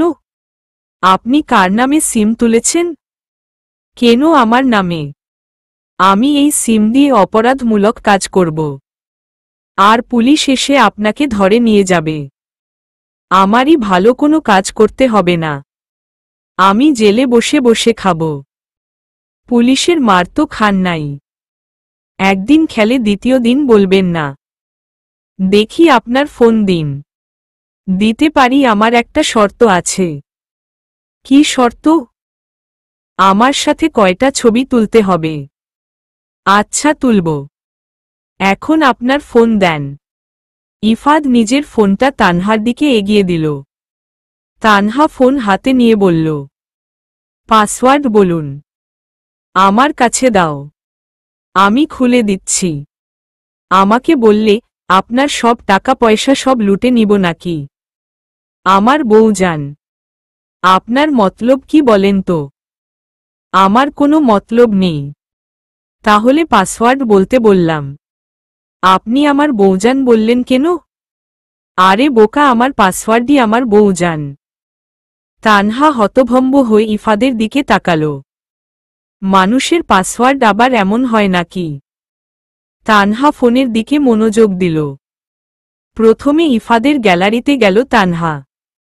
সেখানে ইফাদের অনেক সুন্দর সুন্দর ছবি দেখতে পেল। চৈতালির, ইফাদের বড় ভাইয়ের, ইফাদের বাবার পারিবারিক ছবিও দেখতে পেল তানহা। সবকিছু মনোযোগ সহকারে দেখছিল তানহা। ইফাদ তানহার ফোন নিয়ে নিজের আইডি সার্চ করল। তারপর তানহার আইডি থেকে নিজের আইডিতে ফ্রেন্ড রিকোয়েস্ট পাঠাল। ইফাদ খপ করে তানহার হাত থেকে নিজের ফোন নিয়ে নিল। ফ্রেন্ড রিকোয়েস্ট অ্যাকসেপ্ট করে আবার দিয়ে দিল। তানহা এতে বেশ বিরক্ত হল। দুজনেই ফোনের মধ্যে মনোযোগী হয়ে আছে বেশ। তানহা ইফাদের ফেসবুক প্রোফাইল ঘেঁটে দেখছিল। তখনই শ্রুতি ইসলাম আইডি থেকে মেসেজ আসল। তানহা দ্রুত মেসেজ সিন করে ফেলল। ইফাদ, কেমন আছো? তুমি আমার নাম্বার ব্লক করে রাখছো কেন? তুমি নাকি বাংলাদেশে আমাকে বলনি কেন? তুমি আমাকে তোমার বাসার ঠিকানা দাও, আমি তোমার সাথে দেখা করতে চাই। তোমার সাথে কথা না বলতে পারলে আমার ভালো লাগে না। তুমি কি আমার অনুভূতি বুঝো না? আমি তোমাকে সত্যি অনেক ভালোবাসি ইফাদ। মেসেজটা পড়ে তানহার মুখে আধার ঘনিয়ে এলো। তার মানে ইফাদ অন্য কাউকে ভালোবাসে, আমার জন্য শুধু নিজের দায়িত্ব পালন করছে। ফুরফুরে মনটা নিমিষেই খারাপ হয়ে গেল। আর চোখে ইফাদের দিকে তাকাল। ইফাদের দৃষ্টি ফোনের দিকে বিদ্যমান। শ্রুতিকে? তানহার কথা শুনে ইফাদ চমকে উঠল। মনে মনে যে ভয়টা পেয়েছিল সেটাই হল। শ্রুতি মেয়েটা ইফাদের কাছে বিরক্তিকর একটা মেয়ে। কাজের জন্য সৌদি আরবে সহ্য করেছে। বাংলাদেশে এসেই শ্রুতির নাম্বার ব্লক করে দিয়েছিল। আজকে আসার সময় ইফাদ শ্রুতির রিকোয়েস্ট ডিলিট করে দেওয়ার বদলে অ্যাকসেপ্ট করে ফেলছিল। ভেবেছিল বাসায় এসে আনফ্রেন্ড করে দিবে। তার আগেই তানহা দেখে ফেলল। কি সর্বনাশ! আমার সংসার শুরু হবার আগে সবাই যুক্তি পরামর্শ করে ভেঙে দেওয়ার প্রচেষ্টায় নেমেছে। ইফাদের থেকে উত্তর না পেয়ে তানহা বলল, এই জন্য আপনি আমাকে ফোন দিতে চান না? শ্রুতি মেয়ের সাথে আপনি রিলেশনে আছেন? নেন, কথা বলুন। আপনার ভালোবাসার মানুষের ভালো লাগছে না আপনাকে ছাড়া। আপনাকে অনেক ভালোবাসে আপনার গার্লফ্রেন্ড। তুমি আমাকে ভুল বুঝছো তানহা। আমি তোমাকে সবটা খুলে বলছি। আমি ছেলেদের সাথে কথা বললে আপনার মুখের দিকে তাকানো যায় না। আর একটা মেয়ে আপনাকে ভালোবাসি বলেছে। তবুও আমি ধৈর্য ধরে আপনার সাথে কথা বলবো। আপনি না বললেন আপনি মেয়েদের ঘৃণা করেন। তাহলে আপনার ফ্রেন্ড লিস্টে মেয়ে আসলো কোথায় থেকে? আমি ভুল করে নিয়ে ফেলছি। তুমি আনফ্রেন্ড করে দাও। হ্যাঁ, আমি আনফ্রেন্ড করে দিব। আপনি পরে ফ্রেন্ড রিকোয়েস্ট দিয়ে আপনার গার্লফ্রেন্ডকে ভুলিয়ে ভালিয়ে বুঝিয়ে নিবেন। তাহলে ব্লক করে দাও। একটা আইডি ব্লক করে দিব, অন্য আইডি দিয়ে কথা বলবেন, তাই না? শ্রুতি মেয়েটা সৌদি আরবে থাকতে আমাকে বিরক্ত করত। সেখানে আমি কাজ করতাম দেখে ওকে সহ্য করছি। বাংলাদেশে আসার পরে ওর নাম্বার ব্লক করে দিয়েছে। আল্লাহর কসম, ওর সাথে আমার কোনো সম্পর্ক নেই। বাংলাদেশে আসার পরে মনের ভুলেও যোগাযোগ রাখি নাই। আচ্ছা, বিশ্বাস করলাম আপনার কথা। একটা কথা কি জানো তানহা? বিশ্বাস ছাড়া ভালোবাসা অর্থহীন। আর অধিকার ছাড়া সম্পর্ক মূল্যহীন। তানহা এক হাতে ইফাদের দুগাল চেপে ধরে বলল, বিশ্বাস আছে দেখে আপনার কথাগুলো শুনলাম আর বিশ্বাস করলাম। অধিকার আছে দেখে কৈফিয়ত চাইলাম। আপনি শুধু আমার মনে থাকে যেন। মনের ভুলেও যদি আপনার দু চোখ অন্যদিকে যায়, আপনার দু চোখ আমি উপরে ফেলে দিব। আমাকে দেখে যতটা ভালো মেয়ে মনে হয়, আমি কিন্তু এতটা ভালো মেয়ে নই। আমি নিজের ভালোবাসার মানুষের ক্ষেত্রে খুব স্বার্থপর। যেটা আমার সেটা শুধুই আমার। এক বিন্দু যদি অন্য কারো হয়, তাহলে তাকে আমার লাগবে না। গাল ছাড়ো, ব্যথা পাচ্ছি কি সাংঘাতিক বউ আমার। ঘরে সুন্দরী বউ রেখে কেউ অন্য মেয়েদের দিকে তাকায়। আমি ভাই কালো মানুষ, তোমার মতো সুন্দরী মেয়ে আমাকে বিয়ে করেছে, এটাই আমার কাছে অনেক। এখন তুমি কিভাবে ভালো থাকবে, তোমাকে কিভাবে ভালো রাখা যায়, এসব ভাবতে হবে। বাহিরের কাউকে নিয়ে ভাবার সময় নেই। তুমি কথা দিয়েছিলে ছবি তুলবে। দুজন মিলে অনেকগুলো ছবি তুলল। তানহা মুখ ধুয়ে এসে শুয়ে পড়ল। ইফাদ ফ্লোরে শুয়ে পড়ল। তানহা মনোযোগ সহকারে ফোন দেখছে। তানহার ফ্রেন্ড লিস্টে ইফাদ ছাড়া কেউ নেই। ইফাদ নিজের আইডির সাথে তানহার আইডি ট্যাগ করে ম্যারিড স্ট্যাটাস দিয়েছে। তানহার আইডিতে কোনো লাইক কমেন্ট না পড়লেও ইফাদের আইডিতে পড়তে শুরু করেছে। সবাই ইফাদ আর তানহাকে শুভকামনা জানাল। তানহা বলেন, আজকে তুমি নিচে ঘুমাবে। দিন দিন শীত প্রচুর বাড়ছে। ফ্লোরে ঘুমানো কষ্টকর হয়ে গিয়েছে। আমি কেন নিচে ঘুমোতে যাব? আমার এত কিসের দুঃখ জেগেছে মনে?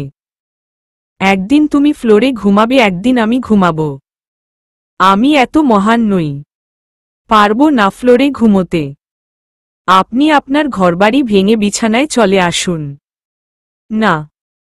কেন, আমার গায়ে কি চুলকানি আছে? আমার সাথে ঘুমালে তা আপনার শরীরে প্রবেশ করবে। আমার মেয়ে মানুষের সাথে ঘুমোতে শরম করে।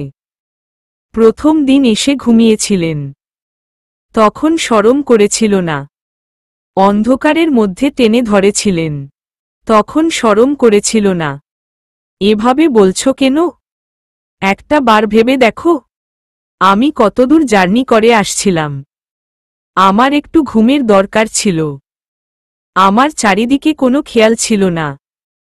7-5 না ভেবে ঘুমিয়ে পড়েছি। এখনো 7-5 না ভেবে উঠে এসে বিছানায় ঘুমান। আমার কিন্তু ঘুমের মধ্যে জড়িয়ে ধরার অভ্যাস আছে। কেউ যদি ঘুমের মধ্যে আমাকে জড়িয়ে ধরে আমি কিছু মনে করব না, কিন্তু আমার শরম করে। আল্লাহ, তুমি আমাকে কার পাল্লায় ফেলে দিল? এই ছেলের কথায় কথায় শরম করে। এত যখন শরম করে নিচেই ঘুমিয়ে পড়ুন। আর একটা কথা বললে আমার থেকে খারাপ কেউ হবে না। বলেই তানহা অন্যদিকে ঘুরে শুয়ে পড়ল। ইফাদ গভীরভাবে চিন্তায় মগ্ন হল। এভাবে 30 মিনিট অতিবাহিত হয়ে গেল। ইফাদ আবার বলে উঠল, এই তানহা, বিছানায় আসি? না। কেন? আসতে দিতে পারি, কিন্তু আমার একটা শর্ত আছে। কি শর্ত? আপনি নামাজ পড়েন না। বিষয়টা আমার একদম ভালো লাগে না। আমাকে অনেক কষ্ট দেয়। আপনি আমাকে কথা দিন, ভোর থেকে আমার সাথে নামাজ পড়বেন। আচ্ছা, এই ব্যাপার বউ, তুমি আমাকে আদর করে ডেকে দিবে। আমি উঠে নামাজ পড়তে যাব। বউ হয়েছ এতটুকু জানো না? সকালে স্বামীকে ভালোবাসে ভুলিয়ে ভালিয়ে বুঝিয়ে ঘুম থেকে তুলতে হয়।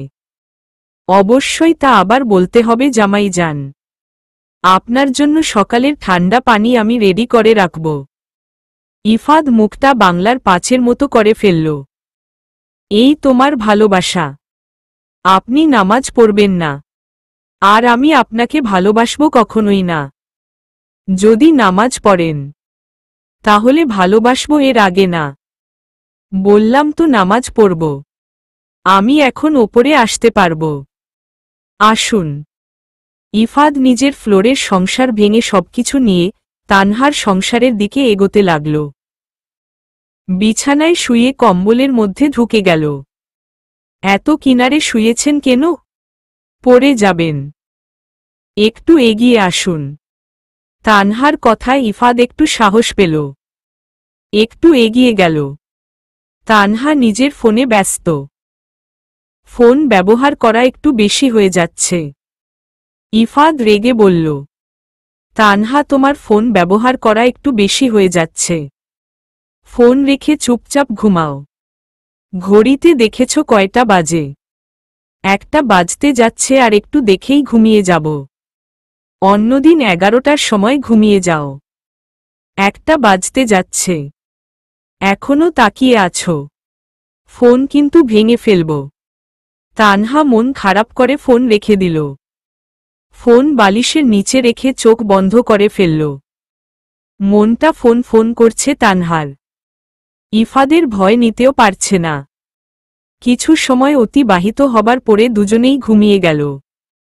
চারদিকে ভোরের আজানের মধুর সুর কানে আসতেই আড়মোড়া ভেঙে জেগে উঠল তানহা। ইফাদ বেঘোরে ঘুমাচ্ছে। তানহা দুচোখ ডলতে ডলতে নিচে নামল। অজু করে এসে ইফাদকে ডাকতে শুরু করল। এই শুনছেন? আপনি বলেছিলেন আজকে ভোর থেকে আপনি আমার সাথে নামাজ পড়বেন। উঠেন, মসজিদে যান। ইফাদের কোনো হেলদোল নেই। আপন মনে ঘুমিয়ে যাচ্ছে। তানহা তার ঠান্ডা হাত ইফাদের গালে চেপে ধরল। ইফাদ একটু নড়েচড়ে উঠল। আপনি কিন্তু বলেছিলেন আজ থেকে আমার সাথে নামাজ পড়বেন। কাল থেকে পড়ব। আজকাল বলে কোনো কথা নেই। এখন এই মুহূর্তে পড়তে হবে। উঠুন বলছি, না হলে ঠান্ডা পানি গায়ে ঢেলে দিব। ইফাদ আবার ঘুমিয়ে গেছে।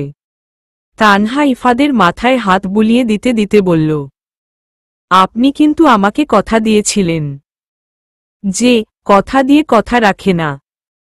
আমি তাকে একদম পছন্দ করি না। আমি কিন্তু আপনার সাথে আর কথা বলবো না। এখন আপনি ঠিক করেন আপনি কি করবেন। ইফাদ আলসে ভঙ্গিতে উঠে বসল। অসহায় দৃষ্টিতে তানহার দিকে তাকাল। কিছুক্ষণ ঝিম মেরে বসে রইল। উঠে অজু করে টুপি হাতে নিয়ে মসজিদের দিকে রওনা হল। তানহা নামাজে দাঁড়িয়ে গিয়েছে। ইফাদের যাওয়া দেখে বেশ খুশি হয়েছে। নামাজ শেষ করে কোরআন শরীফ নিয়ে বসল তানহা। ভোরের নামাজ শেষ করে প্রতিদিন 1 ঘন্টা করে কোরআন তেলাওয়াত করে তানহা। বেশ কিছুক্ষণ পরে ইফাদ নামাজ পড়ে বাসায় চলে আসল। নিজের রুমে আসতেই তানহার মুখে মধুর কোরআন তেলাওয়াত শুনতে পেল। ইফাদের মনে প্রশান্তির হাওয়া বয়ে গেল। মেয়েটা কি সুন্দর কোরআন পড়তে পারে। সৌদি আরবে থাকতে ইফাদ নিয়মিত নামাজ পড়ত। বাংলাদেশে এসে আর পড়ে না। বিছানায় শুয়ে শুয়ে তানহার কোরআন তেলাওয়াত শুনছিল। শুনতে শুনতে ঘুমিয়ে গেল ইফাদ। তানহার কোরআন পড়া শেষ হলে তা যত্ন সহকারে তুলে রাখল। নিজের রুম থেকে বেরিয়ে রান্নাঘরের দিকে গেল। সবকিছু জোগাড় করতে শুরু করল। রান্না করে সবাইকে ডাক দিল। চৈতালি আর কোকিয়া বেগম চলে এসেছে। ইফাদের আসার নামে খোঁজ নেই। তানহা বিরক্ত হয়ে রুমে আসল। এই যে, আপনার সমস্যা কি? অন্য দিন আগেভাগে উঠে পড়েন। আজকে পড়ে পড়ে এত ঘুমোচ্ছেন কেন? কি হয়েছে আপনার? বউ থাকতে আমি একা কষ্ট করে উঠতে যাব কেন? বউ এসে আদর করে ভালোবেসে তুলে দিবে। তার মানে আপনি ইচ্ছে করে শুয়েছিলেন। এই ছোট বিষয়টা তোমার এত বড় মাথা বুঝতে এত দেরি করল। তানহা রেগে রুম থেকে বেরিয়ে গেল। ইফাদ হালকা হাসল। উঠে ফ্রেশ হয়ে সবাই মিলে খেতে বসল। চৈতালি একা একা হেঁটে যাচ্ছে। আজকে দেরি হয়ে গিয়েছে। সেজন্য সবাই চৈতালিকে রেখেই চলে গিয়েছে। চৈতালির কলেজের কাছে একা নিয়ে যেতে চায় না গাড়িওয়ালারা। চৈতালি হাঁটতে শুরু করেছে। একটা গাড়ি পেলেই উঠে পড়বে। চৈতালি হেঁটে যাচ্ছিল। তখনই কেউ পেছনে থেকে বলে উঠল, চাইলে আমার বাইকে আসতে পারো। চৈতালি পেছনে তাকিয়ে আবিরকে দেখে অবাক হয়ে গেল। ভদ্রতা বজায় রেখে বলল, ধন্যবাদ স্যার, লাগবে না, আমি চলে যেতে পারব। আমি একটা গাড়ি ডেকে দিব। আমি খুঁজে নিব। কি ব্যাপার, আপনি নিজে থেকে আমার সাথে কথা বলছেন? তুমি আমাদের কলেজের স্টুডেন্ট, তোমার ক্লাসের দেরি হয়ে যাবে। তোমার ভালো জন্যই বলেছি। আপনি প্লিজ চলে যান। এভাবে রাস্তার মধ্যে কথা বললে লোকে কি বলবে? সবাই আমার দিকে কেমন করে তাকিয়ে আছে। ভাইয়ার কাছে বিচার দিল, আমি শেষ। আবির কোনো কথা না বলে চলে গেল। আবির চলে যেতেই চৈতালি স্বস্তির নিঃশ্বাস ছাড়ল। তানহা রুমে বসে ভাবছে চৈতালির সাথে কথা বলতে হবে। চৈতালির জীবন কোনোভাবেই নষ্ট হতে দেওয়া যাবে না। আবির চৈতালিকে প্রয়োজনে ব্যবহার করবে। তানহা হাড়ে হাড়ে টের পাচ্ছে চৈতালি আবিরের মোহে ডুবে আবিরের জালে পা না দিয়ে ফেলে আবার।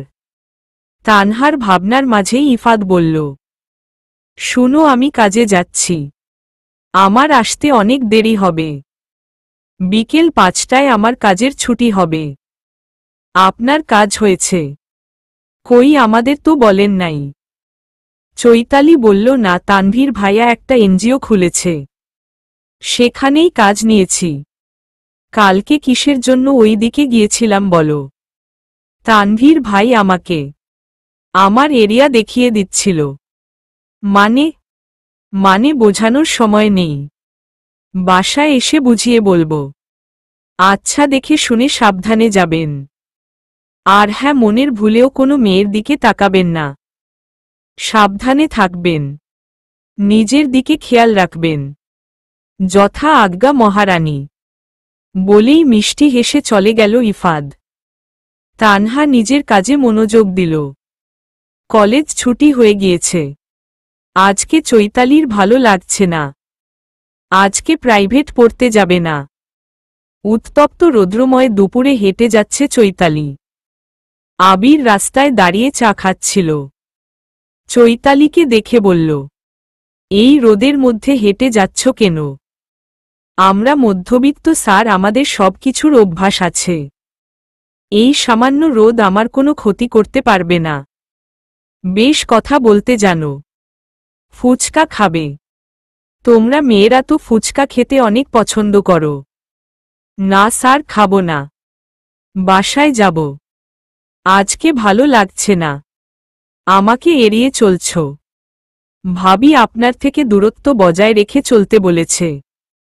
আমি আপনাকে ভালোবাসি ঠিকই, কিন্তু তারা আমার গুরুজন। আমি তাদের কথা অমান্য করতে পারি না। আমি যদি তোমাকে বিয়ে করতে চাই। আবিরের কথা শুনে চৈতালি চোখ তুলে তাকাল। আবিরের দৃষ্টি চৈতালির দিকে বিদ্যমান। আপনি আমার পরিবারকে জানান, ওরা যা বলবে তাই হবে। আমি যদি তোমাকে নিয়ে পালিয়ে যাই, তাহলে তুমি আমার সাথে যাবে না। চৈতালি আবিরকে ভালোবাসে। আবিরের এমন কথায় চৈতালির ভালো লাগার কথা, কিন্তু রাগ হচ্ছে কেন? আবিরের জন্য মনের কোণে পাহাড় সমান অভিমান জমা হয়েছে। এতদিন কখনো আগে নিজ থেকে যে আবির কথা বলে নাই। তানহাকে দেখার পর থেকে নিজে যেচে কথা বলছে। বিষয়টা মেনে নিতে বেশ কষ্ট হচ্ছে চৈতালির। তানহার ওপরেও বেশ রাগ হচ্ছে। এসব ভেবে নিজেই নিজেকে ধিক্কার জানালো চৈতালি। স্যার, আজকে আসি। আমার সাথে কথা বলতে ভালো লাগছে না। ভাবিমনি কে এখনো ভালোবাসেন। আবিরের দৃষ্টি নত হয়ে গেল। হাসিমাখা মুখটা কালো হয়ে গেল। ধীর কণ্ঠে বলে উঠল, তুমি নাকি বাসায় যাবে? যেতে পারো। চৈতালি এক মুহূর্ত দাঁড়াল না। হাঁটতে শুরু করল। দুচোখ বেয়ে অনবরত অশ্রু গড়িয়ে পড়ছে। আর একটু আবিরের সামনে থাকলে কান্না করে দিত। দ্রুত গতিতে হাঁটছে। বাসায় এসে গোসল করে শুয়ে পড়ল চৈতালি। আবিরের কথা ভাবতে ভাবতে না খেয়েই ঘুমিয়ে গেল। সন্ধ্যার দিকে ইফাত বাসায় আসল। চৈতালি নিজের রুম থেকে বের হয়ে আসল। তানহা চৈতালিকে দেখে বলল, তুমি কখন বাসায় আসলে? আমি দুপুর এসেছি ভাবি। খুব খারাপ লাগছিল, তাই গোসল করে ঘুমিয়ে পড়েছিলাম। তাড়াতাড়ি ফ্রেশ হয়ে এসো, আমি তোমাদের খেতে দিচ্ছি। দুই ভাইবোন একসাথে খেতে বসল।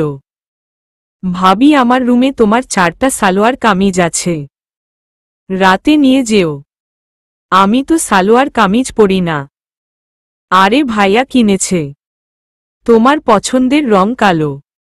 তোমার অনেক ইচ্ছে ছিল, তুমি কি কি কিনবা? আমাকে একদিন সব বলেছিলে, তোমার মনে আছে ভাবি? কালকে ভাইয়া আমার থেকে সবকিছু জেনে তোমার জন্য কিনে নিয়ে আসছে। আমি কত আশা করেছিলাম তোমার জন্মদিনে তোমাকে সারপ্রাইজ দিব। ভাইয়া আমার সব আশা মাটি করে দিয়েছে। আপনার মনে হয় না আপনি একটু বেশি করছেন? টাকা আছে দেখে সব খরচ করতে হবে, এর কোনো মানে আছে? এই পৃথিবীতে যার টাকা আছে তার মূল্য সবার কাছে আছে, আর যার টাকা নেই তার মূল্য কারো কাছে নেই। টাকার কাছে সবার মুখ কালো। আর কখনো এমন করবেন না। আমি কি সব সময় দিব নাকি? 2টা বছর তোমার কোনো দায়িত্ব নেই নাই। আমাকে নিয়ে তোমার অনেক আশা থাকতে পারে, একবারে অনেকগুলো কিনে দিলাম, সারা বছর ব্যবহার করবে।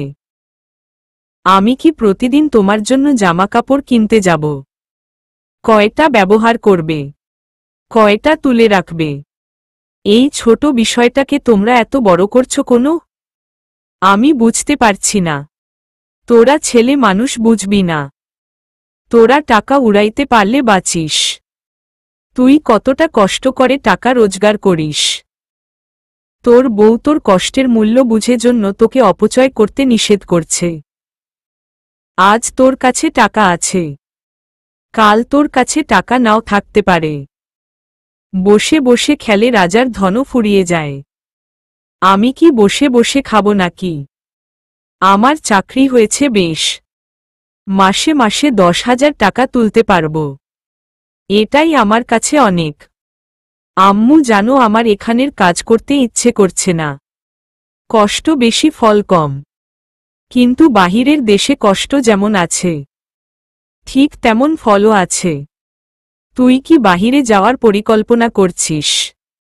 ইফাদ একবার তানহার দিকে তাকিয়ে বলল, ভাবছি কি করা যায়। এখানে না পোষালে আবার প্রবাসে চলে যাব। ইফাদের কথা শেষ হবার সাথে সাথে তানহা উঠে চলে গেল। ইফাদ করুণ দৃষ্টিতে তানহার যাওয়ার দিকে তাকিয়ে আছে। পাগল খেপিয়ে দিয়েছে। এখন তানহা আর ইফাদের সাথে কথা বলবে না। কোকিয়া বেগম আর চৈতালি ইফাদের অবস্থা বুঝতে পেরে মুখ টিপে হাসছে। কোকিয়া বেগম নিজেকে সামলে নিয়ে বলল, ইফাদ, কালকে শুক্রবার, তোর মনে আছে তোকে আমি কি বলেছিলাম? একদম খাবার ছেড়ে উঠে যাবি না। ভাইটা তোর, দায়িত্বটাও তোর। তুই এভাবে নিজের দায়িত্ব এড়িয়ে যেতে পারিস না। মায়ের কথা শুনে ইফাদের দৃষ্টি নত হয়ে গেল। মুহূর্তের মধ্যেই চোখ দুটি লাল হয়ে গেল। চুপচাপ খেয়ে নিল। আমার কোথায় কষ্ট পাস না বাবা? কষ্ট আমারও লাগে। 10 মাস 10 দিন পেটে রেখেছি, 2 বছর বুকে রেখেছি। সেই ছেলে আমার 26 বছরের ভালোবাসাকে মিথ্যা প্রমাণ করে দিল। আমার খারাপ লাগে না? কথাগুলো বলতে বলতে কান্না করে দিল কোকিয়া বেগম। আম্মু, তুমি কান্না করো না। আমি আর রাগ করব না। কালকে সব ব্যবস্থা করে দিব। ছেলের কথায় স্বস্তি পেলেন কোকিয়া বেগম। ইফাদ খেয়ে নিজের রুমে আসল। তানহা মাথায় চিরুনি করছে। কি ব্যাপার তানহা, তুমি ফোন ব্যবহার করছো না? আমি বিশ্বাস করতে পারছি না। তানহা ইফাদের দিকে তাকিয়ে মুখ বাঁকিয়ে বলল, আমাকে আপনার এতটা বোক মনে হয়? আপনি আসার আগেই শান্তি করে ফোন ঘেঁটে নিয়েছি। এখন আপনার কাছে ভালো থাকব। ইফাদ স্থির দৃষ্টিতে তানহার দিকে তাকল। কি ফাজিল মেয়ে, আবার গর্ব করে বলছে যখন ভালো লাগবে না, একা থাকবে, দেখবে তোমার সময় কাটছে না, তখন ফোন ব্যবহার করবে। আপনি কি ফোন আমাকে তুলে রাখার জন্য দিয়েছেন? মোটেও না, প্রয়োজনে ব্যবহার করার জন্য দিয়েছি। এখন তুমি যদি কাজ ফেলে অকারণে ফোন ব্যবহার করো, তাহলে তো কথা শুনতেই হবে। আপনি যখন নতুন ফোন হাতে পেয়েছিলেন, তখন আপনার অনুভূতি কেমন ছিল? আমারও ঠিক তেমন অনুভূতি হচ্ছে। কয়টা দিন পরে এমনি ঠিক হয়ে যাবে। একটু আমার সাথে এসো। আপনি আবার চলে যাবেন। আপনার কোনো কথা আমি শুনব না। আমি চলে যাব বলছি, এখনই চলে যাচ্ছি নাকি? বেশি কথা বলো না, আমার সাথে এসো। তানহা ইফাদের সাথে ড্রয়িং রুমে গেল। ইফাদ চৈতালি আর কোকিয়া বেগমকে উদ্দেশ্য করে বলল, তোমাদের কি কি লাগবে বলো, আজকে সবকিছু এনে দিব। এরপরে আর কিছু দিতে পারবো না। চৈতালি নিজের প্রয়োজনীয় জিনিসগুলো নিয়ে আসতে বলল। কোকিয়া বেগম ইফাদের পছন্দ মতো শীতের কাপড় এনে দিতে বলল। ইফাদ তানহাকে উদ্দেশ্য করে বলল, তোমার কি লাগবে? আমার সবকিছু কালকে এনে দিয়েছেন। পারলে আমাকে এক মুঠো কাচের চুড়ি এনে দিবেন। কখনো এনে দিব না, তাহলে আমার কিছু লাগবে না, আরও ভালো আমার টাকা বেঁচে যাবে। বলেই হাসতে হাসতে চলে গেল ইফাদ। তানহা মন ভার করে ফেলল। এত কিছু এনে দিচ্ছে, এক মুঠো কাচের চুড়ি এনে দিল কি হবে? ভাবিমনি তুমি মন খারাপ করো না, আমি তোমাকে কাচের চুড়ি এনে দিব। শুনলাম তুমি নাকি ফেসবুক আইডি খুলছ। তোমার ফ্রেন্ড লিস্টে আমার একটু জায়গা হবে গো। না গো, হবে না। আমার শখের আইডি আমি লুকিয়ে রাখব। চৈতালি তানহার কথা শুনে হেসে দিল। দুজন গল্প করতে বসল। রাত ৯টার সময় ইফাদ হাতে অনেকগুলো ব্যাগ নিয়ে বাসায় ফিরল। চৈতালির রুমে গিয়ে কয়টা ব্যাগ চৈতালির হাতে দিল। চৈতালি খুব খুশি হল। শোন, এই বছরের আর কিছু চাইতে পারবি না। তোর ভাইয়ের পকেট একদম ফাঁকা। ভাইয়া আমার ৭,০০০ টাকা। পারলে আম্মুকে গিয়ে বল। বলেই ইফাদ কোকিয়া বেগমের রুমে আসল। কোকিয়া বেগম হাতে ব্যাগ ধরিয়ে দিয়ে বলল, দেখো আম্মু, তোমার পছন্দ হয়েছে কি না? আমার ছেলের পছন্দ কখনো খারাপ হতে পারে না। তুই যা এনেছিস, আমি সেটাই পরব। আমি অনেক খুশি হয়েছি বাবা। এখন নিজের রুমে যা, তানহাকে ডেকে নিয়ে আয়, সবাই মিলে খেতে বসব। ইফাদ বাধ্য ছেলের মতো চলে গেল। ইফাদকে দেখে তানহা দৌড়ে আসল। আমার কাচের চুড়ি এনেছেন? না, সত্যি নিয়ে আসেন নাই। তানহা মন খারাপ করে ফেলল। ইফাদ পকেট থেকে একটা বক্স বের করল। দুটো চিকন সোনার চুড়ি বের করে তানহার হাতে পরিয়ে দিল। তানহা হা হয়ে ইফাদের দিকে তাকাল। এভাবে তাকিয়ে থেকো না, আমার শরম করে। আমি আপনাকে সোনার চুড়ি নিয়ে আসতে বলছি। আমার কাচের চুড়ি লাগবে। কোনো দিন কিনে দিব না। আমার কিন্তু খুব রাগ হচ্ছে, আপনি এত খারাপ কেন? আমাকে কাচের চুড়ি কিনে না দিল আপনাকে আমি, আমাকে কি করবে? তানহা নিজের সবটুকু শক্তি দিয়ে ইফাদের হাতে কামড় বসিয়ে দিল। ইফাদ জোরে আম্মু বলে চিৎকার দিয়ে উঠল। কোকিয়া বেগম ড্রয়িং রুমেই ছিল। ছেলের গলার আওয়াজ পেয়ে ছেলের রুমে দিকে আসলেন। তানহা শাশুড়িকে দেখে ইফাদের হাত ছেড়ে দিল। কোকিয়া বেগম মুখে আঁচল চেপে হাসতে হাসতে চলে গেল। চলবে।